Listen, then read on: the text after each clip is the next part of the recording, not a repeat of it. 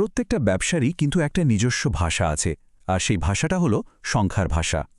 আজকের এই আলোচনাতে আমরা সেই ভাষারই কিছু মূল বিষয় জেনে নেব, যা প্রত্যেক উদ্যোক্তা আর ম্যানেজারের জন্য জানাটা খুব দরকার। আচ্ছা, একবার ভাবুন তো, একটা কোম্পানি বাইরে থেকে দেখতে দারুণ সফল মনে হচ্ছে, কিন্তু আসলেই কি সেটা ভেতর থেকে ততটাই শক্তিশালী? আমরা কিভাবে বুঝব? শুধু বড় অফিস বা অনেক কর্মচারী থাকলেই কি সব বলা যায়? আসল উত্তরটা কিন্তু বাইরের চাকচিক্যে খুঁজে পাওয়া যাবে না, সেটা লুকিয়ে থাকে এর ফাইন্যান্সিয়াল স্টেটমেন্ট বা আর্থিক বিবরণীর ভেতরে। এটাকে বলতে পারেন ব্যবসার একটা এক্স-রে রিপোর্টের মতো, যা ভেতরের আসল চিত্রটা আমাদের সামনে তুলে ধরে। তাহলে চলুন এক নজরে দেখে নিই আজকে আমরা কি বিষয় নিয়ে কথা বলবো। আমরা একে একে এই টপিকগুলো নিয়ে আলোচনা করব। তো চলুন শুরু করা যাক আমাদের মূল প্রশ্নটা দিয়ে। ঠিক কিসের ভিত্তিতে একটা ব্যবসাকে আমরা সফল বা ব্যর্থ বলতে পারি? যদি আমরা একদম ফর্মালভাবে বলি, তাহলে ফিনান্সিয়াল স্টেটমেন্ট হলো একটা আনুষ্ঠানিক রেকর্ড বা নথি। এটা একটা নির্দিষ্ট সময়ে, ধরুন 1 বছরে বা 3 মাসে, একটা ব্যবসার সমস্ত আর্থিক কাজকর্ম আর তার বর্তমান অবস্থাটা কেমন সেটার একটা পূর্ণাঙ্গ চিত্র আমাদের দেয়। এখন কথা হলো, এই যে ফিনান্সিয়াল স্টেটমেন্ট, এর ভেতরে আসলে কি থাকে? চলুন একটু বিস্তারিতভাবে দেখি। দেখুন, আন্তর্জাতিক হিসাব মান অনুযায়ী একটা পূর্ণাঙ্গ আর্থিক বিবরণীতে এই 5টা অংশ থাকে। যদিও সবগুলোই বেশ গুরুত্বপূর্ণ, কিন্তু একটা ব্যবসার লাভ হচ্ছে না লস হচ্ছে এবং তার আর্থিক ভিত্তি কতটা মজবুত, এই মূল চিত্রটা কিন্তু প্রথম দুটো থেকেই পরিষ্কার বোঝা যায়। তাই আজকের আলোচনায় আমরা মূলত আয় বিবরণী আর আর্থিক অবস্থার বিবরণীর ওপরেই ফোকাস করব। প্রথমে আসা যাক আয় বিবরণীতে। নাম শুনেই বোঝা যাচ্ছে এটা আমাদের বলে দেয় যে ব্যবসাটা লাভ করছে নাকি লোকসান। ইনকাম স্টেটমেন্টকে বোঝার সবথেকে সহজ উপায় হলো এটাকে একটা সিনেমার মতো করে ভাবা। এটা একটা নির্দিষ্ট সময়কালের গল্প বলে। যেমন ধরুন, 1 জানুয়ারি থেকে 31 ডিসেম্বর পর্যন্ত ব্যবসাটা কেমন চলল তার পুরো ঘটনাটা দেখায়। আর এর পেছনের হিসাবটা কিন্তু একদমই সহজ। একটা নির্দিষ্ট সময়ে মোট যা আয় হলো, সেখান থেকে মোট যা খরচ হলো সেটা বাদ দিলেই আমরা লাভ বা লোকসান পেয়ে যাই। এটাই হলো ইনকাম স্টেটমেন্টের মূল ভিত্তি।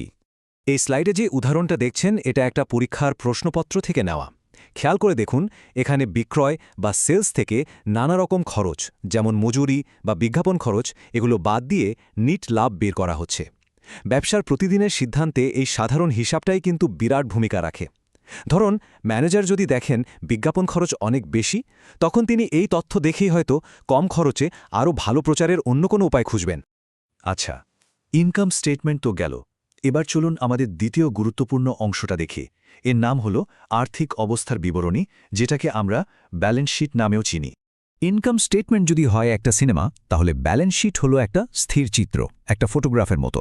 এটা কোনো সময়কাল ধরে দেখায় না, বরং একটা নির্দিষ্ট দিনে, যেমন ধরুন বছরের শেষ দিন 31 ডিসেম্বরে ব্যবসার আর্থিক অবস্থাটা ঠিক কেমন সেটার একটা স্ন্যাপশট আমাদের দেয়।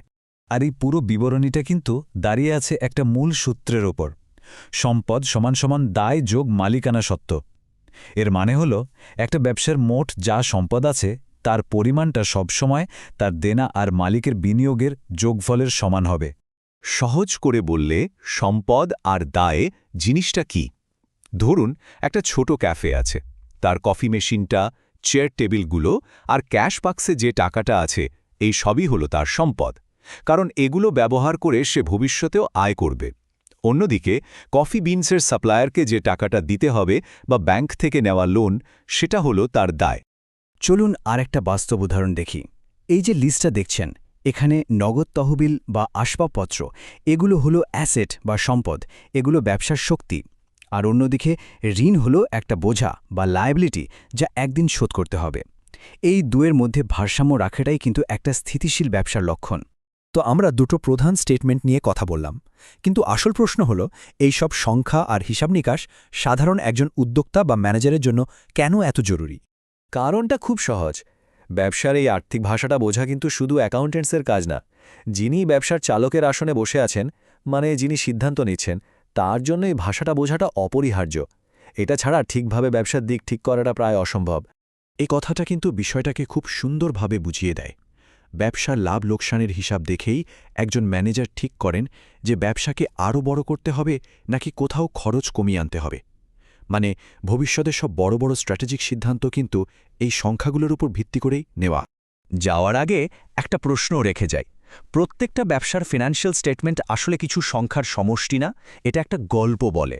এখন প্রশ্ন হলো, এই সংখ্যাগুলোর আড়ালে আপনার ব্যবসার কোন গল্পটা লুকিয়ে আছে? সেটা কি লাভের গল্প, ঝুঁকির গল্প, নাকি নতুন কোনো সম্ভাবনার গল্প? উত্তরটা কিন্তু আপনার আর্থিক বিবরণীর মধ্যেই আছে।